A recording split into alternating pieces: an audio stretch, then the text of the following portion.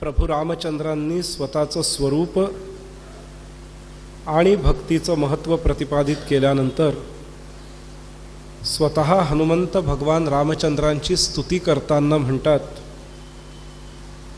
रामं महात्मानं कुंठशक्तिं सुनंदमुख्यै स्तुतमप्रमेयं पृष्ठावच ब्रह्ममयैर्वचोभिरानंदपूर्णायितमानसः काय म्हणतायत हनुमान? त्वामेकमीशं पुराणं प्राणेश्वरं राममनंतयोगं नमामि सर्वान्तरसन्निविष्टं प्रचेतसं ब्रह्ममयं पवित्रं। त्वाम एकमीशं, भगवन तुम्ही एकमेव ईश आहात। ईश याचा अर्थ ऐश्वर्ययुक्त, तुमच्यासारखा दुसरा कोणी नाही।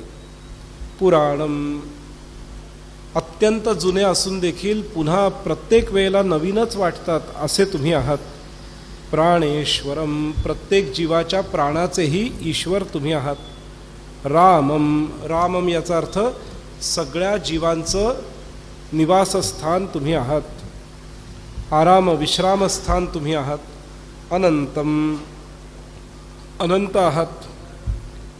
नमामि सर्वांतरसन्निविष्टम, सगळ्यांच्या ठाई सन्निविष्ट, ज्यांचा सन्निवेश आहे असे तुम्ही आहात। प्रचेतसं ब्रह्ममयं पवित्रम, अत्यंत पवित्र आहात। पश्यन्ति त्वां मुनयो ब्रह्मयोनिं दाताः शान्ताः विमलं रुक्मवर्णं। ब्रह्मयोनिम म्हणजे ब्रह्मांडाची निर्मिती आपल्याचपासून झालेली आहे। ध्यात्वात्मस्थमचलं स्वे शरीरे कविं परेभ्यः परमं परं च, सगळ्यात श्रेष्ठ आपणच आहात, परतर आपणच आहात। त्वतः प्रसूता जगतः प्रसूतिः सर्वात्मसृष्टः परमाणुभूताः, आपल्यापासूनच सर्व जग उत्पन्न झालं, सर्व जगाचा आत्मा आपण आहात, सृष्टीचे परमात्मा आपण आहात। स्थूलामध्ये अत्यंत स्थूल तुम्ही आहात, सूक्ष्मामध्ये अत्यंत सूक्ष्म तुम्ही आहात। हिरण्यगर्भ जगताचे अंतरात्मा आपण आहात, आपण आपल्यामुळे जगताची उत्पत्ती होते। आपणच वेद बनून उत्पन्न होतात, आपल्यातूनच जगाच्या वेगवेगळ्या स्थिती उत्पन्न होतात। त्याचप्रमाणे भगवंताचं विभूतिमत्व सांगताना म्हणतात की प्राणदाता हरिमित्र ईश आपल्यालाच म्हणतात। चंद्रामध्ये असलेला पवन चेकितान धाता आदित्य अनेक रूपामध्ये प्रकट झालेला असा तो आपणच आहात। आपणच चतुरानन असलेले भगवान विष्णू आहात किंवा रुद्र असलेले भगवान ईश आहात। सूर्यवर्ण धारण करणारे आपणच आहात। अविनाशी निर्मल आपणच आहात, प्रकाश आपणच आहात। थोडक्यात सगळं भगवत जे आहे हे आपल्यामध्येच आहे। हे सगळं सांगितल्यानंतर हनुमान मूळ मुद्द्याकडे येतोय आणि प्रभू रामचंद्रांना विनंती करतोय की प्रभो, आपलं सान्निध्य मला प्राप्त होणं हे माझ्या जीवनातलं अत्यंत महत्त्वाचं ध्येय होतं, ते आजच्या दिवशी सफल झालं। आपलं सान्निध्य प्राप्त होण्यासाठी निमित्त जो सुग्रीव राजा आहे तो संकटात आहे, त्याला संकटातून दूर करावं आपण, अशी माझी प्रार्थना आहे। त्यासाठी आपण त्याला भेटण्यासाठी चलावं म्हणे. आता लक्ष्मणाला थोडासा राग येतो की रामानी भेटायला जायचं, सुग्रीवाला काम त्याचं आहे, ज्याचं काम असतं त्यांनी भेटायला यायचं असतं. प्रभू रामचंद्र कशाला डोंगर चढून जातील सुग्रीवाला भेटायला. हनुमान हात जोडून म्हणतोय की प्रभो, लक्ष्मणाचं म्हणणं अगदी बरोबर आहे, पण सुग्रीव वालीनी दिलेल्या त्रासामुळे इतका भयभीत झालाय की तो ऋष्यमुख पर्वतातली गुफा सोडून कुठेही जायची हिंमतच करत नाही. म्हणून कृपा करा आणि आपणच आपला विग्रह घेऊन सुग्रीवाच्या भेटीला यावं. मी आपल्या दोघांना खांद्यावरून नेतो हवं तर, असं म्हणून मारुतीने दोघांना खांद्यावर बसवलंय. आणि मारुती मजल दर मजल करत 3 डोंगर पार करून 4थ्या डोंगरावर वृषमुख पर्वताच्या गुफा असते, त्या गुफेच्या समोर नेऊन राम आणि लक्ष्मणाला उतरवतो. त्यानंतर सुग्रीव साशंकतेने पाहतो, पण मारुती सगळी हकीकत सांगतोय आणि सुग्रीवाचा विश्वास बसतोय. आणि मग सुग्रीव प्रभू रामचंद्रांशी वार्ता करू लागतो. प्रभू रामचंद्रांना स्वतःचा झालेला सगळा वृत्तांत सांगतोय आणि वालीनी कसा त्रास दिला या सगळ्याचं वर्णन त्या सुग्रीवानी केलेलं आहे. अशा स्थितीमध्ये वालीपासून त्राण मिळण्यासाठी म्हणून रामाशी मैत्री करावी असा सल्ला हनुमान देतोय. सचिवाचं कामच हे असतं की त्यांनी उत्तम सल्ला द्यायचा असतो. तर रामाशी मैत्री करण्याचा सल्ला सुग्रीवाला दिलेला आहे आणि सुग्रीव मैत्रीचा हात पुढे करतोय. प्रभू रामचंद्र त्याच्या मैत्रीला स्वीकारतायत, अग्नीला साक्ष ठेवून स्वीकारतायत. आणि मग नंतर यथासमय वालीचा वध प्रभू रामचंद्र करतात आणि वालीचा वध करून मग सुग्रीवाला त्याचं जे राज्य आहे ते प्राप्त करून देत आहेत.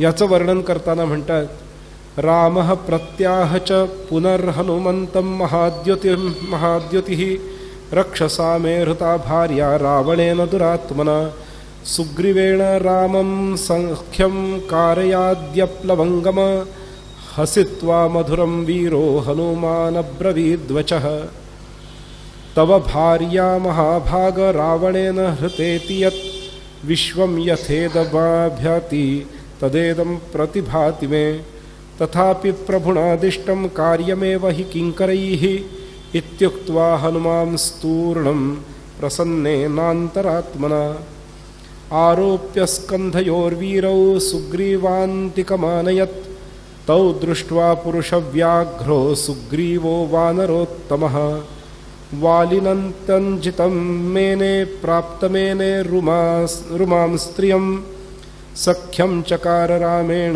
दिष्ट्यादिष्ट्येति चाब्रवीत् वालिनो विलयं कृत्वा राज्यं चास्मै निवेद्य च नानादेश्यान् वानरांश्च आनाय्य रघुनन्दनौ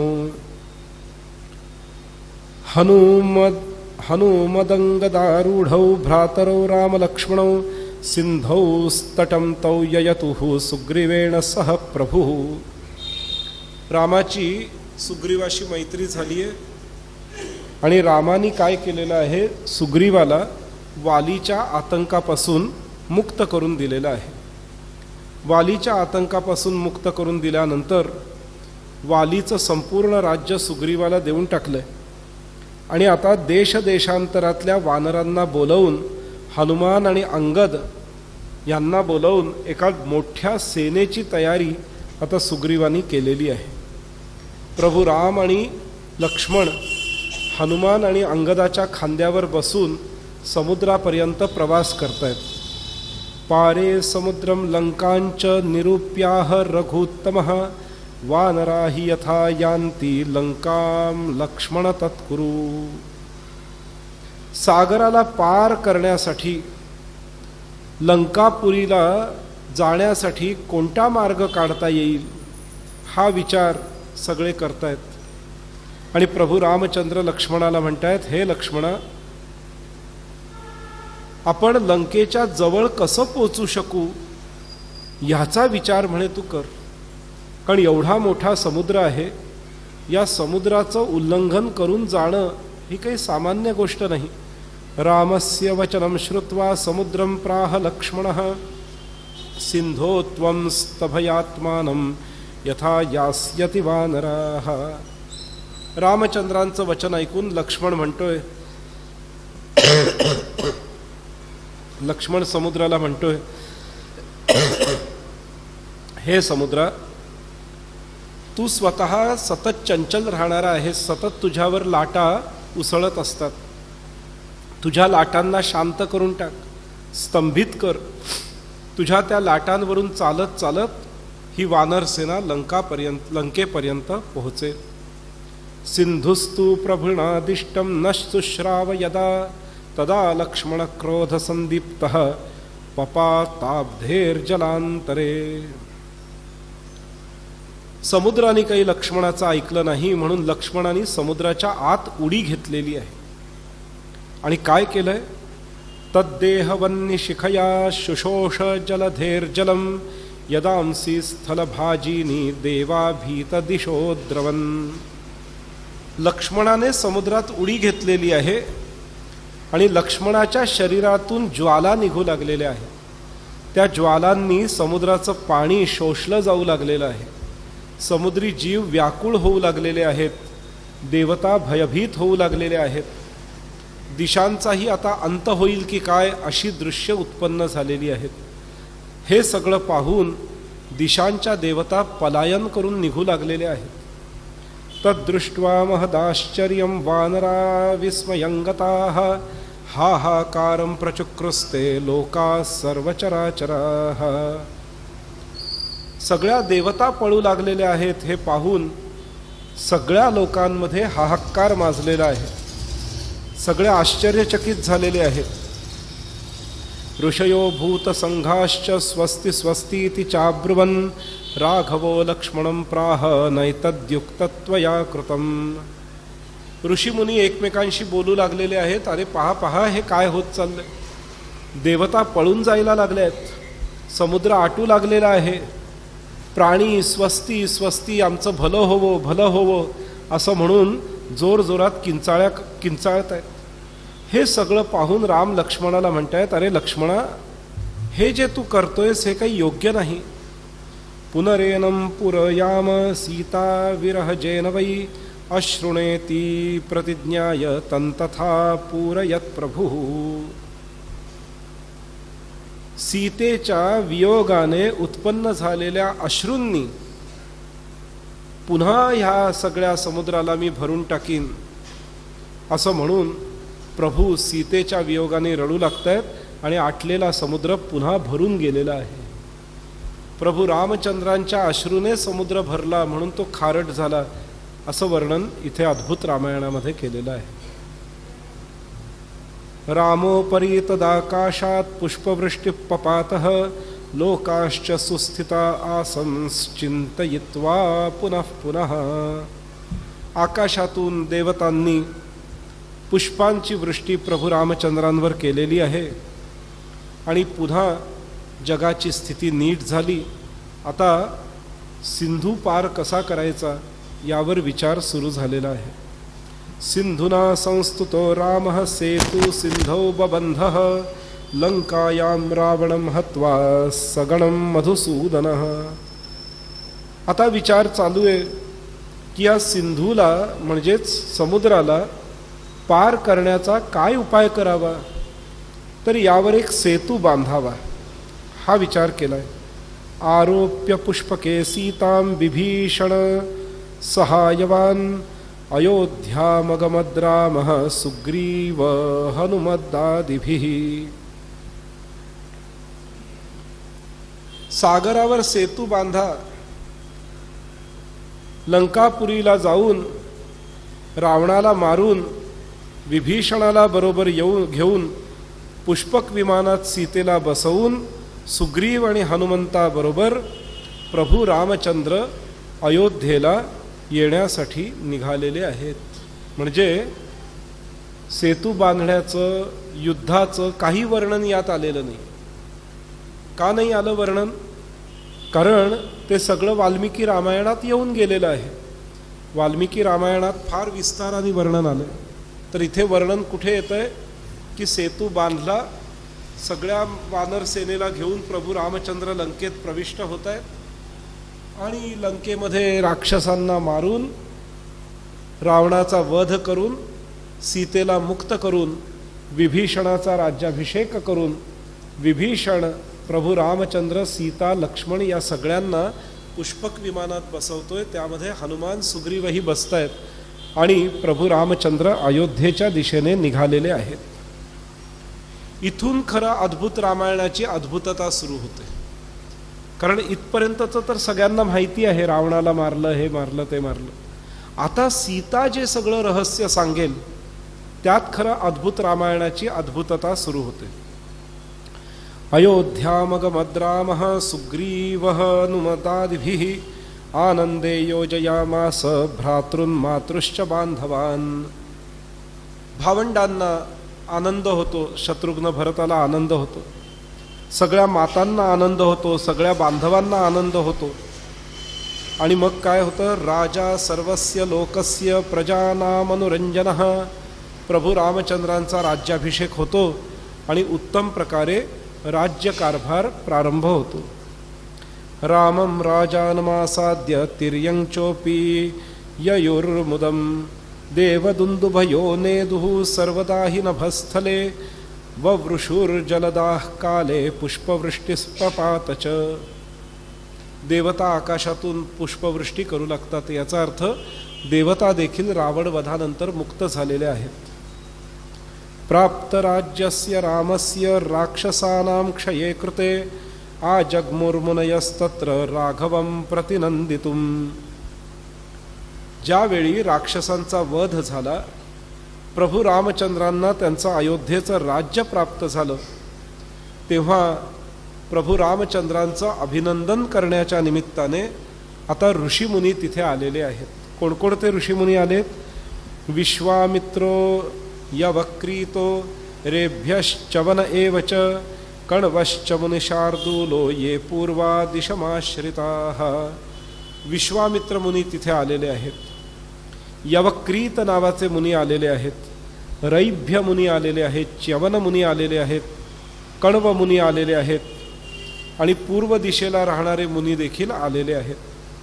स्वस्त्यात्रेयश्च नमुचोरिमुचो गस्त्य एव आजग्मुर्मुनयस्तत्र ये श्रिता दक्षिणां दिशम. स्वस्ति, आत्रेय, नमुच, अरिमुच, अगस्त्य इत्यादी दक्षिण भारतात राहणारे मुनी देखील तिथे आलेले आहेत. उपगुः कामठो धूम्रो रौद्राश्वो मुनिपुंगवः आजग्मुर्मुनयस्तत्र ये प्रतीचीं समाश्रितः. उपगु नावाचे मुनी, कामठ नावाचे मुनी, धूम्र, रौद्राश्व इत्यादी पश्चिम दिशेचे मुनी आलेले आहेत. शिष्योपशिष्य सहिता वसिष्ठ प्रमुख ऋषयः. स्वतःच्या शिष्य आणि उपशिष्यांसहित सगळ्या ऋषींमध्ये प्रमुख असलेले वसिष्ठ मुनी तिथे आलेले आहेत. आजग्मुर्हि महात्मानं उत्तरां दिशमाश्रिताः. हे सगळे मुनी, वसिष्ठ इत्यादी उत्तर दिशेतून अयोध्येत आलेले आहेत. प्राप्यते तु महात्मानो राघवस्य निवेशनं गृहीत्वा फलमूलानि हुताश समविग्रहाः. हे सगळे जे मुनी आहेत हे आलेले आहेत आणि आल्यानंतर फलमूल ग्रहण करून अग्निसमान शरीरासारखे झालेले, तेजस्वी झालेले आहेत. रामचंद्रांना अभिनंदन करतायत आणि परमासनामध्ये म्हणजे सिंहासनावर स्थित असलेल्या महातेजस्वी रामचंद्रांचं जानकी सहित दर्शन करतायत. भ्रातृभिर्मंत्रिभिस्सार्धं पौरेः श्रोणीमुखैस्तथा विनीत उपसंगम्य पूजयामास तन्मुनीन्. प्रभू रामचंद्रांचे बांधव, त्यांचे सगळं मंत्रिमंडळ, अयोध्या नगरवासी जन यांच्या सहित अत्यंत नम्रतेने प्रभू रामचंद्र मुनींची भेट घेत आहेत आणि त्यांची पूजा करतायत. अगस्त्य प्रमुखा विप्रा दिष्ट्या दिष्ट्येति चाब्रुवं राघवं प्रशशंसुस्ते मुनयो वाग्विदाम्बराः त्वं हि देवो जगन्नाथो जगत्तमुपकारकः रावणस्य सपुत्रस्य समात्यस्य वधात् प्रभो. अगस्त्य इत्यादी महर्षींनी प्रभू रामचंद्रांची धन्यता वाखाणलेली आहे. प्रभू रामचंद्रांची प्रशंसा करतायत आणि म्हणतायत की हे देवा, तूच जगन्नाथ आहेस, तूच समस्त जगतावर उपकार करणारा प्रभू आहेस. पुत्र अमात्य इत्यादी जनांसहित रावणाचा तुम्ही वध केलेला आहे. जगदेतत् महाबाहो पुनर्जातमिवाभवत न रावणादभ्यधिको दुष्टो लोकभयंकरः. रावणापेक्षा या लोकामध्ये कोणी भयंकर नव्हतं. त्या रावणाचा वध करून सगळ्या राक्षसांचा संहार करून तुम्ही जगताचं भाग्य बदलून टाकलेलं आहे. भगवानसि भूपाल ब्रह्मणा प्रार्थितः पुरा पुंडरीक विशालाक्षः श्यामाजानुबाहुकः. हे राम, आपण सर्वप्रथम ब्रह्मदेवाच्या प्रार्थनेने भूपाल रूप म्हणजे राजकुळामध्ये जन्म धारण केला. आपले कमळासारखे भव्य दिव्य नेत्र, श्यामरंगाचं आजानुबाहू शरीर, इक्ष्वाकू कुळाला आनंद देणारं आपलं आचरण आणि अयोध्या नगरवासियांना अत्यंत सुख देणारं आपलं हे शासन, या सगळ्यांचं दर्शन घेऊन आम्हाला अत्यंत आनंद झालाय. या आनंदाला काही पारावार नाही, असं म्हणत ऋषीमुनी प्रभू रामचंद्रांचं स्तुतिगान करतायत, कौतुक करतायत. तपश्च रामसहितास्त्वत्प्रसादाद् वने वने किंतु सीता महादेवी प्राप दुःखम महत्प्रभो. प्रभो, आपल्या वनवासामुळे एक एक वन आणि वन हे निर्भय झालं, परंतु सीता देवीने मात्र ह्या सगळ्यामध्ये फार दुःख सहन केलं. यदेव स्मार्यमाणं सच्चित् मुद्वेजयेद्धिनः एव मुक्ते तु मुनिभिः सानुक्रोशं पुनः पुनः. ह्या सगळ्याचं स्मरण करून आमचं चित्त उद्वेजित झालेलं आहे. वारंवार सीतेचं दुःख आम्हाला सहन होत नाहीये. सीतेने जे दुःख सहन केलं. जहासमधुरं साध्वी सीता जनकनंदिनी उवाच सस्मितं देवी तान् मुनिमितभाषिणी. मुनयो यद्यदुक्तं हि रावणस्य वधं प्रति परिहासैवा भाति प्रशंसनमिदं द्विजाः. हे ऐकून, मुनींचं वचन ऐकून सीता हसली आणि हसत सीता मुनींना म्हणतीये की मुनींनो, रावणाचा जो वध झाला तो वध रावणाचा झालाय खरा. विचार करा. रावणो हि दुराचारः सत्यमेतन्न संशयः दशभिर्वदनैर्वीरो जगदुद्वेजको हि सः. दशास्यस्य वधो विप्रा न प्रशंसामिहार्हति एतच्छ्रुत्वा तु मुनयो विस्मयं परमं गतः. रावण फार दुराचारी होता, निस्संदेह तो फार वाईट होता, पण ह्या दशानन रावणाने जगताला उद्वेजन केलेलं होतं. परंतु हे ब्राह्मणांनो, रावणाचा वध जो आहे तो काही विशेष प्रशंसा करण्यासारखा नाही आहे. हे ऐकून ऋषीमुनींना आश्चर्य वाटलं. रावणाच्या वधाची प्रशंसा करण्यासारखं त्यात काही विशेष नाही असं कसं सीता म्हणते. किमेत तिथे होचुस्ते परस्पर मुखे क्षणाः. एकमेकांची तोंड बघतायत असं काय सीता म्हणतीये की रावणाचा वध करणं हे काही फार प्रशंसनीय नाहीये. आश्चर्यचकित होत आहे. अयोनी संभवा सीता काकुत्स्थ कुलमाश्रिता. सीतेच्या ह्या वचनाने सगळे आश्चर्यचकित झाले. अस्मानपि जहासेयं किमेतत्नेव विद्महे तच्छ्रुत्वा वचनं तेषां मुनीनां भावितात्मनां. ज्ञानात्मा मुनी जे आहेत त्यांनी ही वचनं सीतेची ऐकलेली आहेत आणि ते आश्चर्यचकित होऊन विचारतायत, हे काय बोलतीयस सीता तू? सीता भीता प्रणम्योचे कृतांजलिपुटा सती पृथक जनवे मुनयोः नाहममृतभाषिणी यदि चाज्ञापयथ मां तदा वक्ष्यामि चादितः अगस्त्य प्रमुखा विप्राः सीताया विनयान्विताम्. ऋषीमुनींना अचानक झालेलं हे आश्चर्य पाहून सीता थोडीशी कावरीबावरी झाली आणि हात जोडून मुनींना म्हणतीये, मुनिवर्य, मी अत्यंत पामर आहे, पण जसं पृथ्वी लोकावर लोक असत्य भाषण करतात तशी मी असत्य भाषिणी नाहीये. तुमची जर मला आज्ञा असेल तर काय नक्की घडलं हे मी तुम्हाला सांगू इच्छिते. हे ऐकल्यानंतर अगस्त्य इत्यादी मुनी म्हणतायत की आकर्ण्य वचनम प्रीताः प्रोचुस्ते कथ्यतामिति ततः सीता महाभागा प्रवक्तुमुपचक्रमे. अगस्त्य मुनी म्हणतायत, सीते, सांग मग खरं काय झालं ते. रावणाचा वध करणं हे विशेष प्रशंसनीय नसलं तर मग मूळ प्रशंसनीय हे काय आहे यामध्ये? हे एवढं तर मोठं कार्य घडलं, मग प्रशंसा करायची ती कसली करायची? यावर सीता म्हणतीये,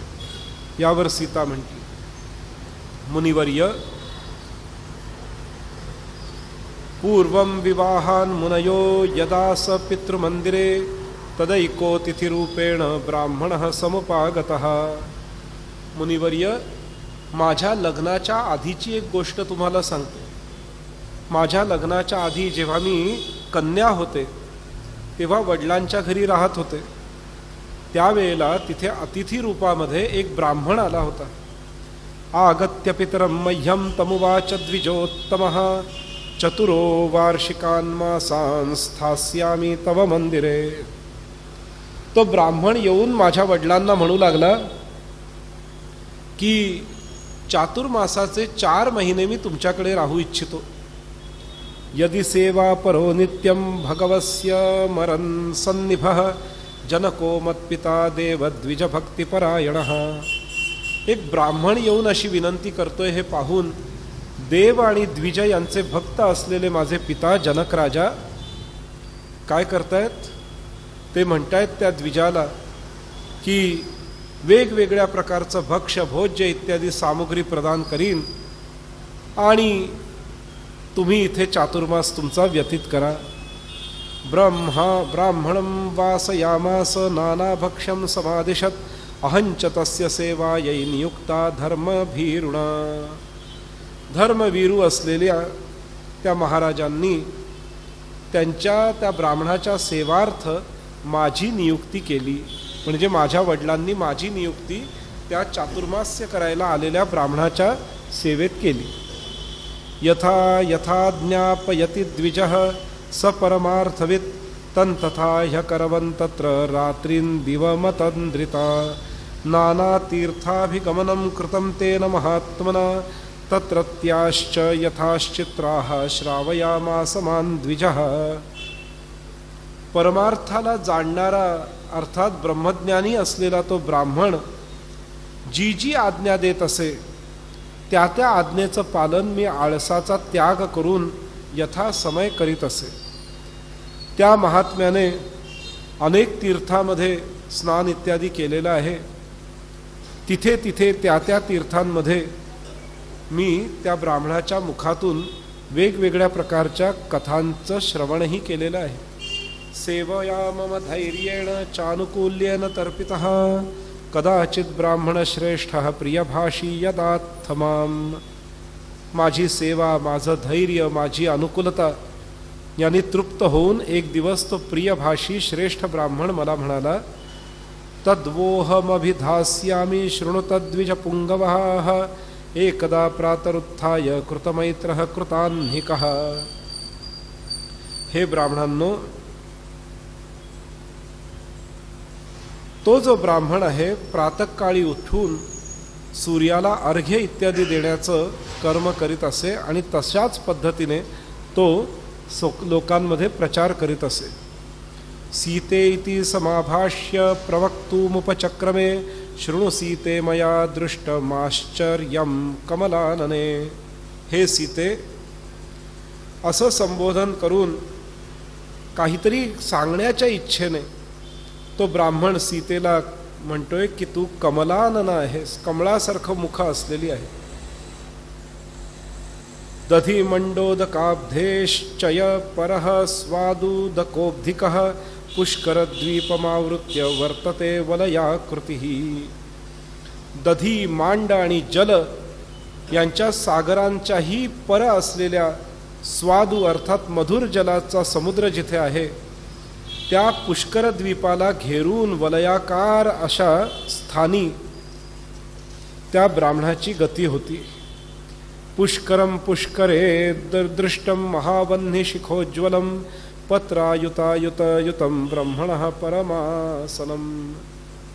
तिथे एक मोठं दिव्य कमल होतं, अग्निशिखे समान ते प्रकाशित होतं. 10 सहस्र कर्णिकांनी युक्त ते कमळ होतं. 10 सहस्र कर्णिका म्हणजे 10,000 पाकळ्यांनी युक्त ते कमळ होतं. त्या कमळामध्ये ब्रह्मा विराजमान होते. त्या द्वीपावर त्या तद्वीपवर्षयोर्मध्ये मानसोत्तर संज्ञकैः, मानसोत्तर संज्ञावाला एक मर्यादा पर्वत लांब रुंद 10,000 योजन 10,000 योजन लांब रुंद पर्वत तिथे होता. तच्छैलस्य चतुर्दिक्षु इंद्रादीनां पुराणिः क्रीडार्थ निर्मितात्येषां महांती विश्वकर्मणः. त्या पर्वतावर 10 दिशांना इंद्र इत्यादी लोकपालांची पुर म्हणजे नगरी विश्वकर्म्यांनी बांधलेली होती आणि त्या नगरांमध्ये वेगवेगळ्या प्रकारच्या क्रीडा करण्यासाठी उपयुक्त सामुग्री देखील होती. त्या ठिकाणी एक राक्षस श्रेष्ठ सुमाली, ज्याची एक कन्या होती कैकसी, ती विश्रवा मुनींची पत्नी असून तिने 2 रावणांना तिथे उत्पन्न केलं. एक सहस्रवदनो द्वितीयो दशवक्रकः जन्मकाले सुरैरुक्त माकाशे रावणद्वयम. त्या कैकसीनी 2 रावणांना जन्म दिलेला होता, म्हणजे जुळी भावंड होती. त्या भावंडांपैकी एकाचं नाव होतं सहस्र रावण आणि दुसरा जो होता तो दशमुख रावण. 1000 मुखांचा रावण आणि 10 मुखांचा रावण अशी 2 मुलं जन्माला घातली. त्यावेळेला देवतांनी बघितलं की अरे अरे 2 रावण जन्माला आली. 2 रावण झाली, पण त्यांची नावं एकच होती. दोघांचं नाव रावणच ठेवलेलं होतं. आणि जो धाकटा रावण होता 10 मुखांचा, तो महादेवाची भक्ती करणारा होता. आणि महादेवाच्या प्रसादाने, महादेवाच्या कृपेने काय झालंय, लंका मधीव सत्येश धनदेन विनिर्मितम. कुबेराने निर्माण केलेल्या लंकापुरीमध्ये निवास करू लागला, अर्थात त्यांनी लंकापुरी ताब्यात घेतली. ब्रह्मदेवाच्या वरदानाने त्रिलोकीचा तिरस्कार तो करू लागला आणि लोकांना कायम त्रास देण्याचं कार्य हे तो रावण करीत असे. आणि स्वाभाविकच निवास त्याचं मुख्य स्थान जे होतं ते पुष्कर द्वीपात होतं. सूर्या चंद्रमसौ गुह्यम क्रीडेत कंदुकलीलया कुलाचल समुद्गृह्य कंदुकं क्रीडते हि सह. मानसोत्तर शैलस्य चतुर्दिक्षु पुराणिः आच्छिद्य संगृहीतानि दिगीशानां महात्मनां. सूर्य आणि चंद्राला तो हातात घ्यायचा आणि कुलाचल पर्वतांमध्ये कंदुक क्रीडा करायचा. कंदुक क्रीडा याचा अर्थ क्रिकेट. कंदुक क्रीडा करायचा म्हणजे हे दोघे रावण काय करायचे, लहानपणी चेंडू म्हणून सूर्याला घ्यायचे, चंद्राला घ्यायचे आणि कंदुक क्रीडा करायचे, म्हणजे क्रिकेट खेळायचे. राक्षस लोक कंदुक क्रीडा खेळतात, बाकी देवता कंदुक क्रीडा खेळतांचं वर्णन येत नाही. म्हणजे काय क्रिकेट वाईट आहे अशातला भाग नाही, क्रीडा ही क्रीडाच आहे. परंतु देवतांच्या मानवांच्या क्रीडांचे उल्लेख हे आपल्या महाभारत रामायणात आलेले आहेत. परंतु कंदुक क्रीडा ही रावणाने खेळलेली क्रीडा आहे, हे अद्भुत रामायणामध्ये वर्णन केलेलं आहे. क्रिकेट, एका बाजूला दशानन आणि एका बाजूला सहस्रानन, 1000 मुख असलेला रावण आणि एका बाजूला 10 मुख असलेला रावण, दोघं सख्खी जुळी भावंड, आणि हे सूर्यचंद्राला घेऊन क्रिकेट खेळायचे.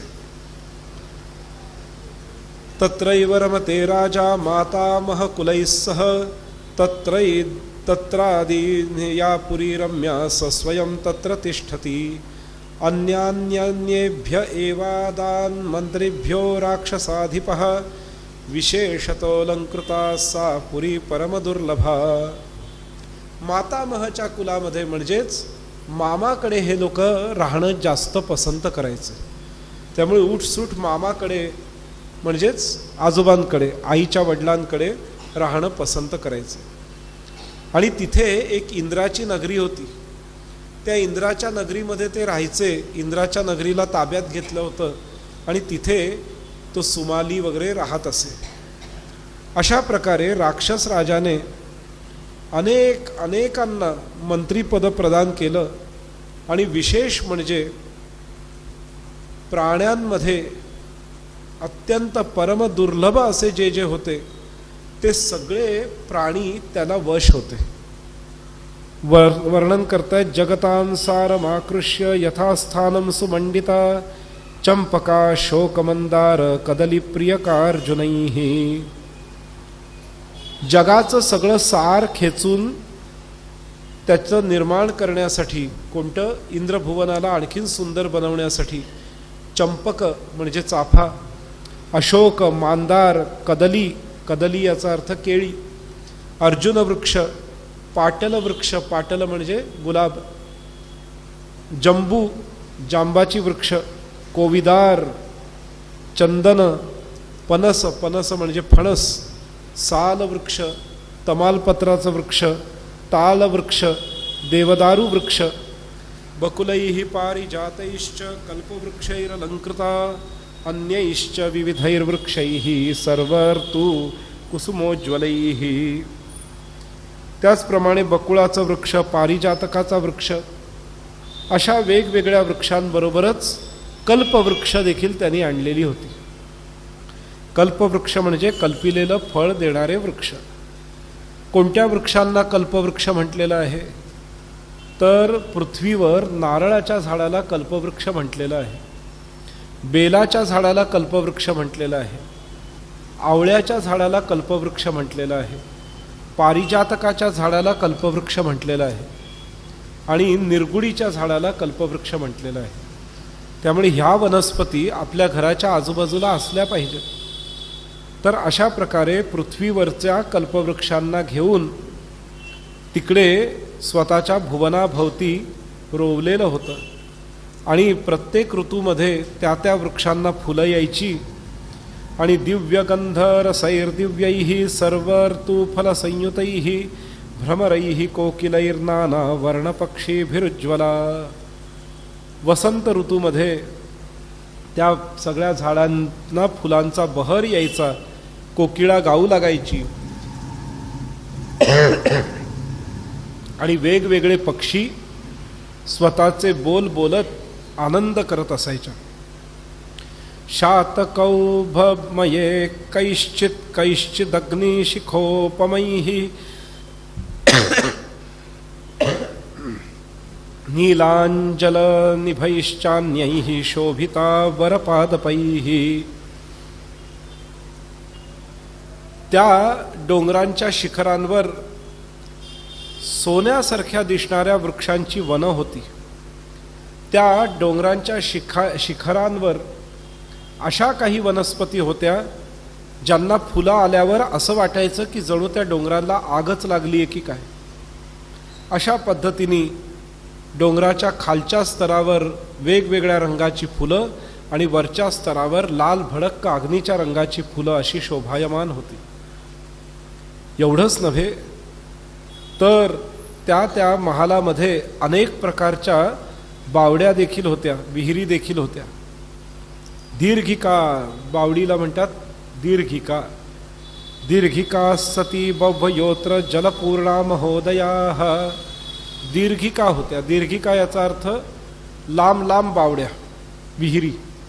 तुम्ही कधी बघितलं असेल गुजरातमध्ये राणी की वाव एक विहीर आहे.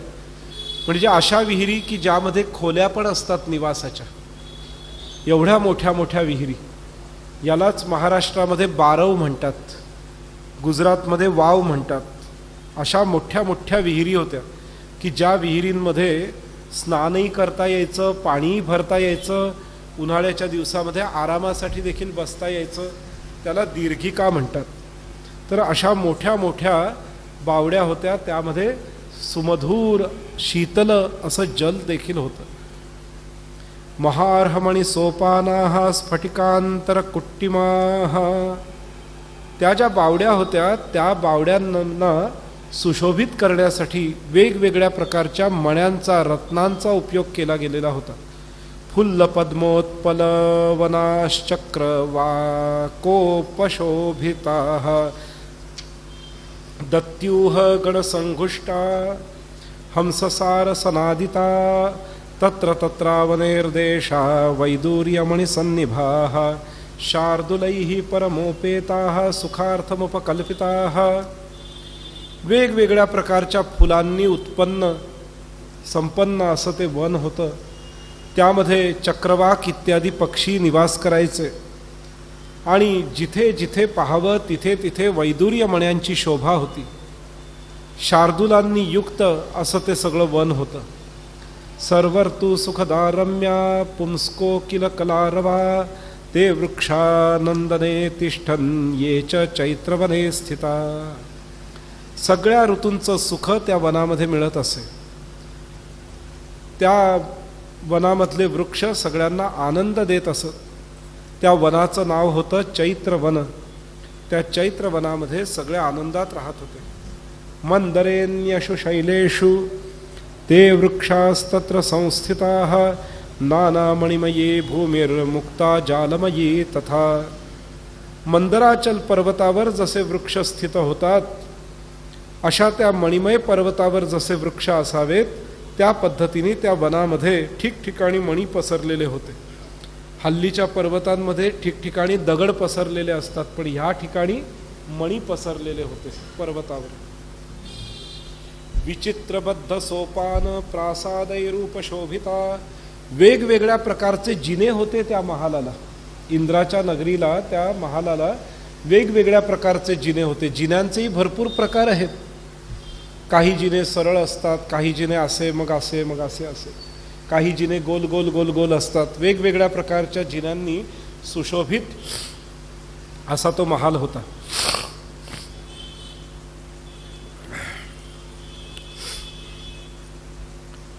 तो इंद्राचा महाल इतका दिव्य होता की देवता आणि स्वर्गलोकातल्या विविध देवता आणि स्वर्गलोकात सेवा करणाऱ्या अप्सरा गंधर्व यांनाही मनात वाटायचं की कधी स्वर्गलोक सोडून या महालात राहायला जावं. परंतु रावण आणि त्याचा तो भाऊ दुसरा रावण, सहस्रवदन रावण आणि दशवदन रावण यांनी तपश्चर्येच्या बळाने इंद्राकडून तो महाल हडपून घेतलेला होता. आणि हडपल्यानंतर सहस्रमुख रावण जो होता तो त्या इंद्रनगरीवर राज्य करायचा. आणि त्यांनी काय केलं होतं, स्वतःच्या बाहुबलाने जगातल्या सगळ्यांना वश करून ठेवलेलं होतं. इंद्रादीन स्त्री दशान सर्वान गले बद्ध्वा किन्नरान. इंद्र इत्यादी देवतांना, वेगवेगळ्या प्रकारच्या विद्याधरांना, दानवांना, गंधर्वांना त्यांनी जेरबंद करून ठेवलेलं होतं. बालक्रीडनया क्रीडन मेरुमन्येत सर्षपम. काय केलं होतं, या सगळ्या देवी देवतांना वगैरे वश करून ठेवलेलं होतं. आणि बालक्रीडे समान खेळ करत करत तो मेरू पर्वताच्या वर उगणाऱ्या स्वर्णकांती असलेल्या छोट्या छोट्या मोहरीच्या दाण्यांप्रमाणे, त्या दाण्यांप्रमाणे समुद्र सागराला गायीच्या पदांप्रमाणे आणि लोकांना तृणासमान समजून धाक दाखवत असे, धाक दाखवत असे. साहित्यिक वर्णन आहे. मेरू पर्वतावर तर सोनं असतं, पण त्या सोन्याला तो इतकं तुच्छ लेखायचा. मेरू पर्वताच्या सोन्याच्या कणांना म्हणायचा की हे कसलं सोनं, हे तर पिवळ्या मोहरीचे दाणेत, असं तुच्छ लेखायचा. इतकं वश केलेलं होतं. समुद्राकडे पाहून म्हणायचा कसला समुद्र, पावसाळ्याच्या दिवसात गायीची खुरं जमिनीवर उमटली की त्यात पाणी साठतं, तेवढं तर पाणी असतं समुद्रामध्ये. अशा पद्धतीने समुद्राची अवहेलना करायचं. आणि लोक म्हणजे तर काय, तृणच समजायचं. तृण याचा अर्थ छोटी छोटी गवताची पाती, त्या पद्धतीने माणसाला समजायचा. त्यामुळे कोणालाही त्रास देण्यामध्ये त्याला कोणत्याही प्रकारचा पश्चात्ताप होत नसे. असं स्वतः वीर असून देखील इतक्या दुष्ट प्रवृत्तीचा तो सहस्र मुखाचा रावण होता. तदा पितामहोभ्येत्य पुलस्त्यो विश्रवास्तथा न्यवारयत्न सततं तातस्वत्सेति भाषकः. या रावणाचे वडील विश्रवा आणि त्यांचे वडील पुलस्त्य, म्हणजे वडील आणि आजोबा दोघं काय करायचे, त्यांना समजवायचा प्रयत्न करायचे. पण त्यांना काही यश मिळालं नाही. त्यामध्ये कितीही समजवलं तरी रावण, दशानन रावण आणि सहस्रानन रावण यामध्ये काहीही काही बदल झाला नाही. अशा प्रकारे सहस्रवदन रावण पुष्कर द्वीपामध्ये निवास करायचा. आणि त्याचा छोटा भाऊ दशमुख रावण जो आहे तो लंकापुरीमध्ये निवास करायचा. सहस्रवदन रावण इंद्रपुरीमध्ये निवास करायचा आणि दशानन रावण लंकापुरीमध्ये निवास करायचा. अशा पद्धतीने सीतेला त्या ब्राह्मणाने दोन्ही रावणांची कथा सांगितली. या 4 महिन्यामध्ये त्या दोन्ही रावणांची कथा त्या चातुर्मास करायला आलेल्या ब्राह्मणाने सीतेला सांगितली. आणि नंतर चातुर्मास संपल्यानंतर राजाला, जनक राजाला आणि सीतेला भरपूर आशीर्वाद दिला आणि नंतर तीर्थयात्रेसाठी निघून गेला. निघून गेल्यानंतर काय झालं, एवं स रावणो विप्रा सहस्रवदनो महान प्रोक्तस्तेन द्विजेनाहं श्रुत्वाश्चर्य च विस्मिता अद्यापि तन्मय हृदि जागरूकं हि वर्तते पत्या मे बाहुवीर्येण दशास्यो रावणो हतः.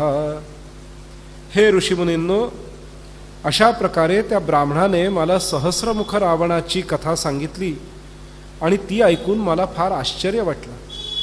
आत्तापर्यंत ती कथा मला जशीच्या तशी स्मरणात आहे. माझ्या स्वामींनी म्हणजे प्रभू रामचंद्रांनी 10 मुख असलेल्या रावणाला तर जरूर मारलेलं आहे. सानुगः ससुतामत्या सभ्रातृकसबांधवाः मत्कृते च पुरी दग्धा सेतुर्बद्धश्च वारिधौ सुग्रीवेण सहायेन तथा हनुमदादिना इदं लोकोत्तरं कर्म कृतं लोकहितं महत्. त्या दशानन रावणाचे पुत्र, त्याचे अनुचर, त्याचे बंधू बांधव ह्या सगळ्यांना माझ्या निमित्ताने, मला मुक्त करण्याच्या निमित्ताने लंकापुरीत जाऊन, लंकापुरी जाळून, समुद्रावर पूर बांधून, सुग्रीव हनुमानासहित युद्ध करून त्याला मारलं. आणि मोठा चमत्कार तर केलाच माझ्या नवऱ्याने म्हणजे रामाने. तथापि हृदि मे नैतदाश्चर्यं प्रतिभाति यदि तस्य वधं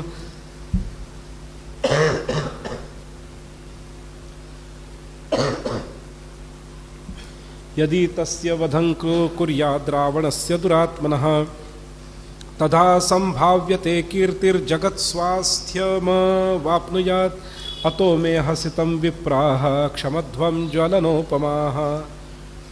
परंतु एवढं सगळं होऊन देखील माझ्या हृदयामध्ये काही आश्चर्य मला वाटलं नाही. कारण दुरात्मा रावणाचा वध तर केला, त्यामुळे माझ्या पतीची कीर्ती तर सगळीकडे पसरली. परंतु हे अग्नितुल्य असलेल्या तेजस्वी ऋषीमुनींनो, मी या कारणाने हसले की दशमुख रावण मारला गेलेला आहे, पण अजून सहस्रमुख रावण तर शिल्लकच आहे.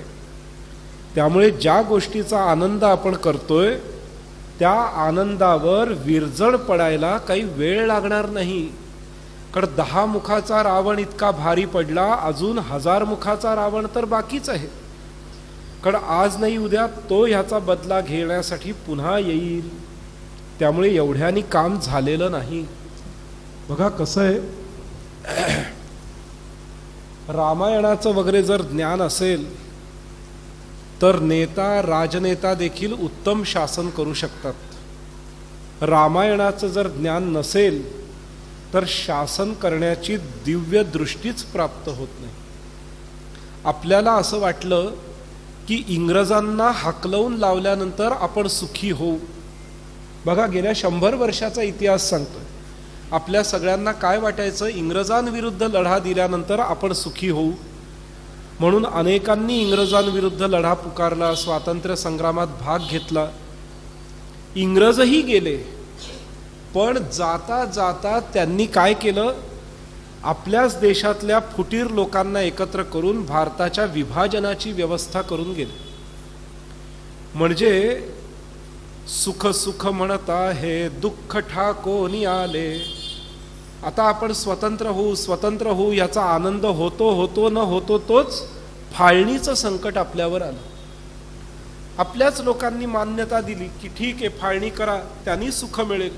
आधी वाटलं होतं इंग्रज गेल्याने सुख मिळेल, मग वाटलं नाही आता फाळणी झाल्यावर तरी सुखाने नांदता येईल, म्हणून फाळणी करून मोकळं झालो आपण.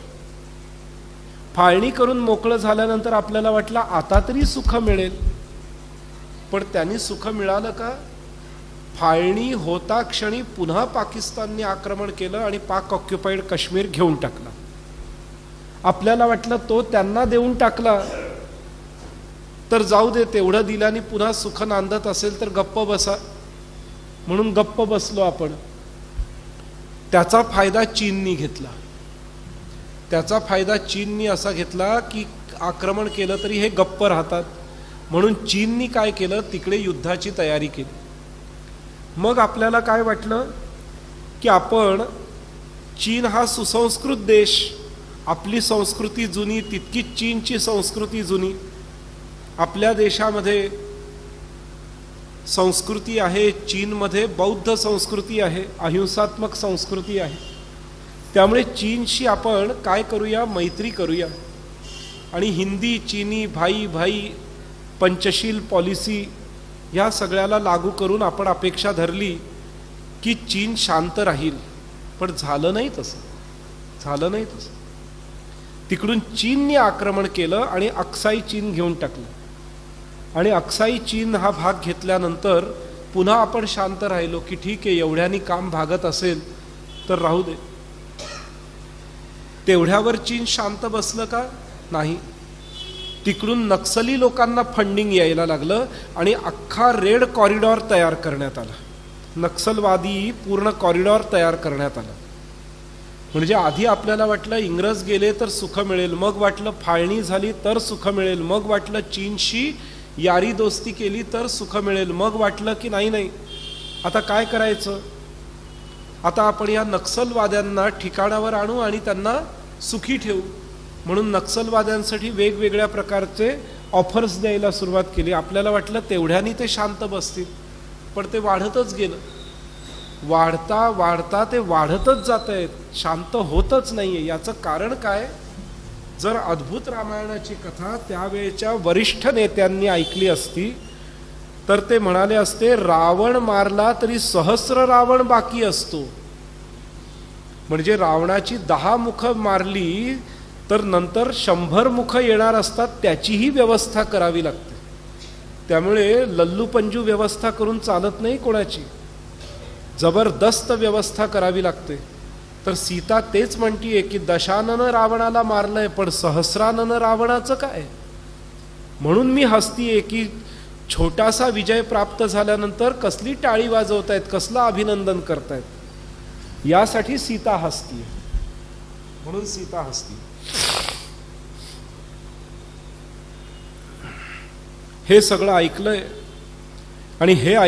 आणि म्हणून मग सीता म्हणते की मुनिवर्य, म्हणून मी हसले, माझ्या हातून प्रमाद घडला खरा, की एवढ्या ऋषीमुनींसमोर मिश्किलपणे हसणं योग्य नाही, मला क्षमा करा, पण सहस्रवदन रावण अजून बाकी आहे.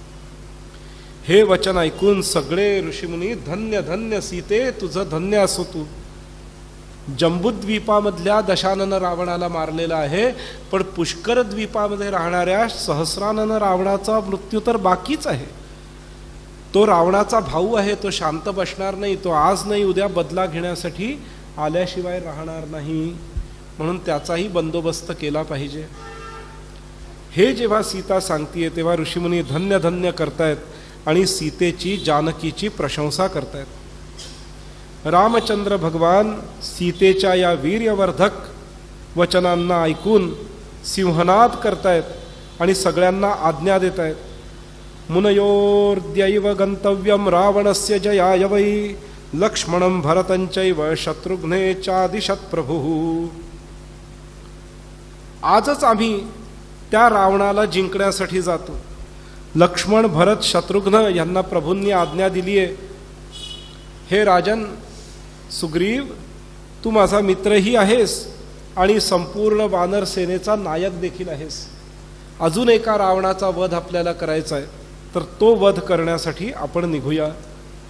इत्याज्ञाप्य महाबाहु सस्मार पुष्पकम रथम स्मरणांदागतस्तत्र पुष्पको रथसत्तमः. पुष्पकाचं स्मरण विभीषणाने केलं आणि पुष्पक विमान आलं. त्या पुष्पक विमानात आरूढ होऊन राम, लक्ष्मण, भरत, शत्रुघ्न, सुग्रीव, विभीषण, हनुमान इत्यादी वीर कूच करतायत युद्ध करण्यासाठी. सुग्रीव प्रमुखा सर्वे वानराजित काशिनः विभीषणो महाबाहु सह रक्षो गणैः प्रभु. मात्रा पित्र्याप्य कथनाद जानन बोधितो नया सीतया राम कार्यार्थम निर्ययो राघवाज्ञया. काय झालंय? इकडे विभीषण देखील लंकेतल्या राक्षसांना घेऊन आलाय, कारण आता विभीषण लंकेचा राजा आहे. तोही म्हणतो मीही येतो त्या माझ्या दशानन सहस्रानन रावणाला मारायला, भाऊ येतो माझा, पण तोही रावणापेक्षा 100 पटीने ताकदवान आहे, त्याला मारायला मीही येतो माझी सेना घेऊन.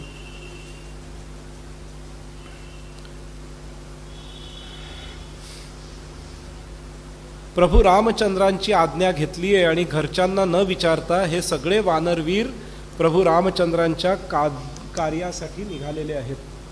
सुमंत्राद्या मंत्रिणश्च ऋषयस्ते च निर्ययुः नाना शस्त्र प्रहरणा धृता युध कलापिनः मुमुचुस्ते सिंहनादं महाघोरं महाबलाः धनुष्शब्देन रामस्य सिंहनादेन चैवहि. सुमंत्रादी मंत्री रामाबरोबर गेलेत. ऋषीमुनी तिथून निघून आपापल्या आश्रमात गेलेले आहेत. वेगवेगळ्या प्रकारची आयुध धारण करून मोठे मोठे वीर महाबली सिंहनाद करत, धनुष्याचा टणत्कार करत त्या सहस्रवदन रावणाच्या दिशेने कूच करतायत. चचाल वसुधा शैलाश्चेलुः पेतुर्ग्रहाश्च खत नद्यो शुष्यन् समुद्वेलाः सागराश्च च कंपिरे. सुग्रीवो हनुमान नीलो जाम्बवान्नल एव च ग्रसंत इव ते सर्वे निर्ययू रामशासनात. पृथ्वी आणि शैल चलायमान झाले. या सगळ्या दिव्य सेनेला पाहून तारे जणू काही आकाशातून तुटू लागले, नद्या सुकू लागल्या, समुद्राने स्वतःची मर्यादा ओलांडली. सुग्रीव, हनुमान, नील, जांबवंत या सगळ्यांसहित आकाशमार्गाने प्रभू रामचंद्र पुष्पकयानात बसून त्या सहस्रवदन रावणाचा वध करण्यासाठी निघालेले आहेत. सतया सीतया सार्धम रामचंद्रो महाबलः कामगम पुष्पकं दिव्यामारोह धनुर्धरः. पुष्पकन्ते समारुह्य सर्व एव महाबलाः सीतया भ्रातृभिः सार्धम रामचंद्रम महाबलाः. सीतेसहित महाबली रामचंद्र धनुष्य धारण करून कामगामी पुष्पक विमानात बसलेत. कामगामी पुष्पक विमान याचा अर्थ पुष्पक विमान चालवावं लागत नाही. आपल्या मनात जो विचार येईल त्या ठिकाणी पुष्पक विमान आपला विचार ओळखून स्वतःहून पुढे नेतं विमान. म्हणजे हल्ली जसं AI आहे ना, आर्टिफिशियल इंटेलिजन्स, त्या पद्धतीचं. आपण नुसती इच्छा व्यक्त करावी ते करू लागतं विमान तसं. तर अशा पद्धतीने कामगामी आपल्या मनातली इच्छा जशी असेल नुसती बोलून दाखवावी आणि ते विमान त्या त्या ठिकाणी स्वतः रस्ता शोधत शोधत पुढे जायला लागतं. अशा त्या पुष्पक विमानात बसून प्रभू रामचंद्र सीतेसहित युद्धाला निघालेले आहे. सीतेसहित. सीतेला पण युद्धात घेतलंय. सीता म्हणाली मी पण येणार युद्धामध्ये, कारण तुम्हाला मी आजपर्यंत कधीच एकटं सोडलेलं नाही, मी तुमच्याबरोबर कायम छायेप्रमाणे राहणार, हे सीतेने सांगितलेलं आहे. त्यामुळे युद्धात देखील छायेप्रमाणे. पूर्वी युद्धामध्ये पत्नीला देखील घेऊन युद्ध करायची रीत होती. दशरथ राजा कैकेयीला घेऊन अनेक युद्ध लढलेला आहे. भगवान श्रीकृष्ण रुक्मिणीला घेऊन युद्ध लढलेले आहेत. तसंच प्रभू रामचंद्रांनी सीतेला बरोबर घेऊन हे युद्ध लढलेलं आहे. त्यामुळे पूर्वीच्या काळी महिला देखील फार बलवान होत्या, फार धुरंधर होत्या, फार धैर्यवान होत्या आणि फार सुशिक्षितही होत्या. महिला सुशिक्षित होत्या, लिहिता वाचता त्यांना येत होतं, याचे अनेक पुरावे आपल्याकडे आहेत. एक दोन नाही, अनेक पुरावे आपल्याकडे आहेत. इंग्रजांनी आपल्याला काय शिकवलं? महिलांना लिहिता वाचता येत नव्हतं, त्यांना लिहायला वाचायला शिकवत नव्हते, असंच शिकवलं ना इंग्रजांनी आपल्याला. आपल्या टेक्स्टबुकमध्ये आपण असंच शिकलो. आजही टेक्स्टबुकमध्ये तेच शिकवलं जातं. मी NCERTला पत्र लिहिलं की लीलावती तर गणित शिकली होती, तिचा उल्लेख का नाही होत? लीलावती गणित शिकलेली होती, तिचा उल्लेख का होत नाही? गेल्या वर्षापासून NCERTनी लीलावती गणित शिकलेली होती त्यावर एक पॅरेग्राफ ॲड केलेला आहे आणि त्यात भास्कराचार्य लीलावतीला गणित शिकवतायत असं चित्र देखील त्यात घातलेलं आहे.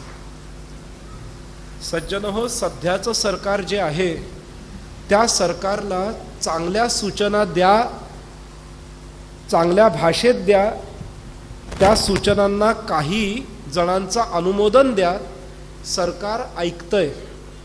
हे हल्लीच्या सरकारचं वैशिष्ट्य आहे. हल्लीच्या सरकारला सूचना द्या, योग्य भाषेत द्या, त्याला काही योग्य लोकांचं अनुमोदन अटॅच करा. हल्लीचं सरकार ऐकतंय. मी सरकारची प्रशंसा करतोय, निंदा नाही करतोय ह्या बाबतीत.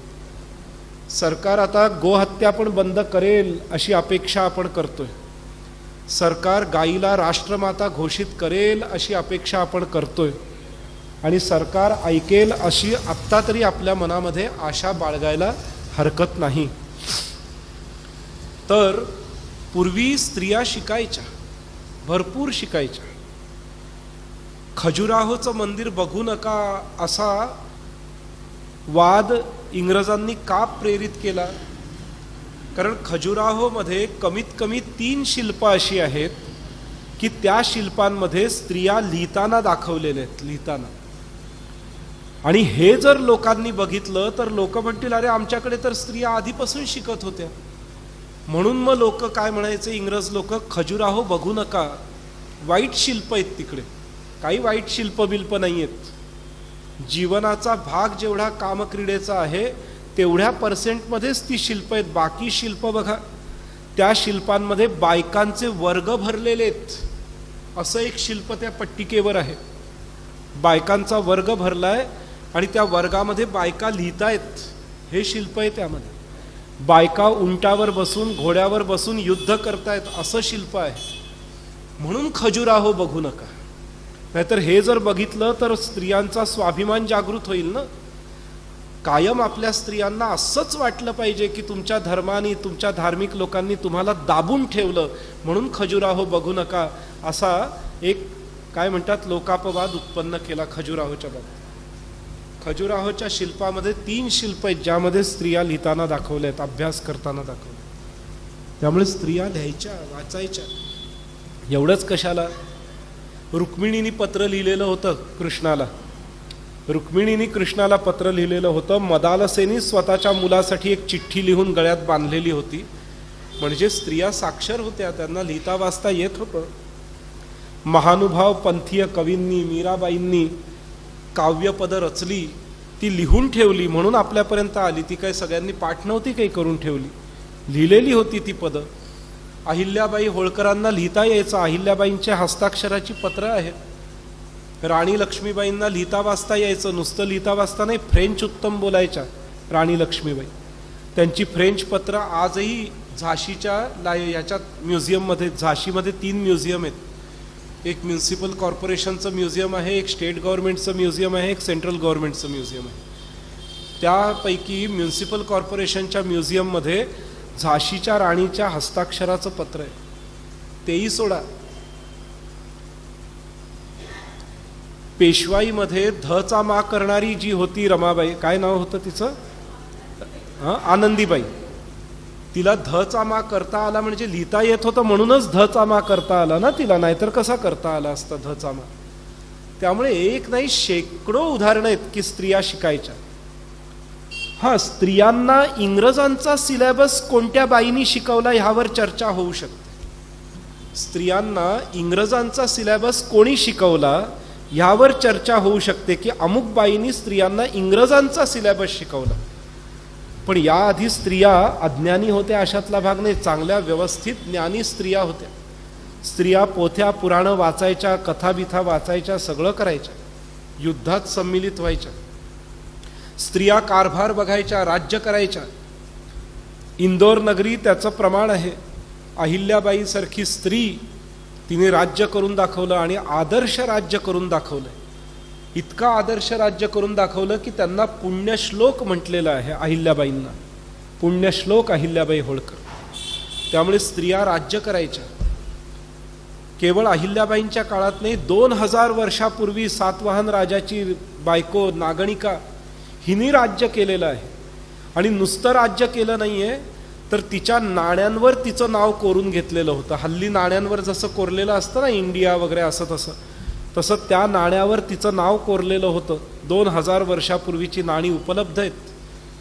त्या राणींनी शिलालेख वेगवेगळे कोरून घेतलेले आहेत. एवढं सगळं कार्य पूर्वी स्त्रिया करायच्या. उगाच आपल्याला असं सांगण्यात आलं की स्त्रियांना काही करता येत नव्हतं, आणि ज्यांना खरंच काही करता येत नाही त्यांच्याबद्दल कोणीच बोलत नाही. आपल्या स्त्रियांना डोक्यावरून पदर घ्यायला लावला हे सांगितलं जातं, पण ज्यांना गोंट्यातच भरून ठेवलेलं असतं काळ्या, त्यांच्याबद्दल कोणीच बोलत नाही, हिंमत नाही. कारण माहिती आहे बोललं तर काय होईल, सर तन से जुदा. म्हणून आपल्या स्त्रियांना नावं ठेवतील की स्त्रियांना हे नाही केलं, ते नाही केलं, ते नाही केलं. पण ज्यांच्याबद्दल बोलायला हवं, ज्यांना खऱ्या मुक्तीची गरज आहे, त्यांच्यासाठी तर कोणीच आवाज उठवत नाही. त्यांच्यासाठी ह्या सरकारने, केंद्र सरकारने आवाज उठवला आणि त्यांना त्या कोणत्या ते त्यापासून मुक्ती मिळवून दिली. हे या सरकारने काम केलेलं आहे. त्यामुळे त्या स्त्रियांच्या मुक्तीसाठी पहिला प्रयत्न जर कोणी केला असेल तर आत्ताच्या केंद्र सरकारने केलेला आहे, हे मानलं पाहिजे. त्यामुळे ह्या केंद्र सरकारने केलेली, उचललेली काही पावलं ही ऐतिहासिक पावलं आहेत. या पावलांना वाखाणलं पाहिजेच. तर स्त्रिया पूर्वी भरपूर काही करायच्या. त्यामध्ये ही सीता आता युद्धाला जातीये प्रभू रामचंद्रांबरोबर. जातीये याचा अर्थ काय, तिला युद्धकला येतीये म्हणून ती युद्धाला जातीये. फक्त सीता युद्धाला गेली असं नाहीये. पानिपतच्या लढाईमध्ये सरदारांबरोबर काही सरदारांच्या बायका पण युद्धाला गेलेल्या होत्या. वर्णन आहेत ही पानिपतच्या युद्धात, फार लांबची गोष्ट नाही. पानिपतच्या युद्धात बऱ्याच सरदारांच्या बायका त्यांच्याबरोबर गेलेल्या. त्या काय जपजाप्य करायला गेल्या होत्या का, की तुम्ही युद्ध करा आणि आम्ही कुरुक्षेत्रात ब्रह्मसरोवरात स्नान करतो ना जप करतो, त्यासाठी नव्हत्या गेल्या. स्वतःचे नवरे लढतील त्यावेळेला तलवारींना धार कोण करणार, बाणांना टोकं कोण तयार करणार, गनिमी कावा कोण रचणार, यासाठी त्या सगळ्या महिला गेलेल्या होत्या बरोबर. त्यात नाना फडणवीसांची आई पण बरोबर गेलेली होती. नाना फडणवीसांची आई पण बरोबर गेलेली होती. आणि त्यांच्या आईचं नंतर अपहरण झालं, तिचा छळ झाला, हाल झाला, ती कुठे गेली नंतर कळलंच नाही. अशा सगळ्या वीरांगना, ज्ञात अज्ञात वीरांगना, त्यांनी आपला देश वाचवलेला आहे. फक्त पुरुष सैनिकांनी देश वाचवलेला नाही, तर आपल्या देशामध्ये महिला वीरांगनांनी देखील आपल्या देशाला वाचवण्यासाठी महत् कार्य केले. पण त्या महिला वीरांगनांची नावच कुठे येत नाही, कोणी बोलतच नाही. प्रत्येक वेळेला वाखाणलं जातं ते पुरुषांना वाखाणलं जातं. ही इंग्रजांची पद्धत. इंग्रजांनी फक्त पुरुष वीरांनाच वर आणलं आणि महिला वीरांची नावच घेणं बंद केलं. पण आत्ताच्या केंद्र सरकारने NCERT मध्ये महिला वीरांची नावं देखील पुस्तकात घालून आपल्या विद्यार्थ्यांच्या भावी पिढीला हे दाखवून दिलंय की भारताला स्वातंत्र्य मिळवण्यामध्ये, मोगलांपासून इंग्रजांपासून स्वातंत्र्य मिळवण्यामध्ये महिलांचा देखील मोठा वाटा होता. हे आता NCERTच्या पुस्तकात यायला लागलेलं आहे. तर सीता उत्तम प्रकारे युद्ध कौशल्य बाळगणारी होती, म्हणून सीता देखील प्रभू रामचंद्रांबरोबर निघालेली आहे. काय होतंय पुढे? प्रोत्साहयन्तो वचनैर् निययुर्जितकाशिनः रामाज्ञया पुष्पकं तदा काश्यपमाश्रितं मनोमारुतवेगेन क्षणेन गरुडो यथा जगाम पुष्करद्वीपं यत्रास्ते मानसोत्तरः.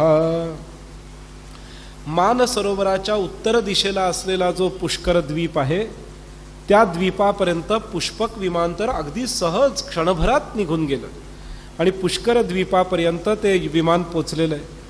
मानसोत्तर मासाद्य विस्मितास्ते महाबलाः किंचित्रम किंचित्रमीति प्रोचुराश्चर्यलक्षणाः राघवो भ्रातृभिः सार्धं सह वानर पुंगवैः सिंहनादं ननाद्योच्चैर्धनुश्चापि व्यकर्षयत्.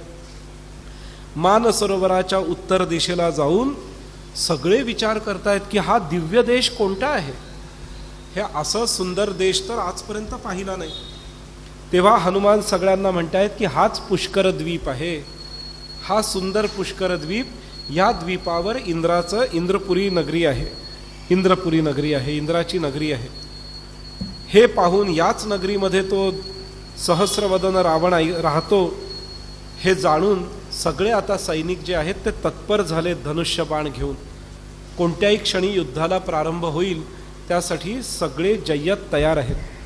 आता पुढे युद्धात काय होईल हे उद्याच्या कथेमध्ये श्रवण करू.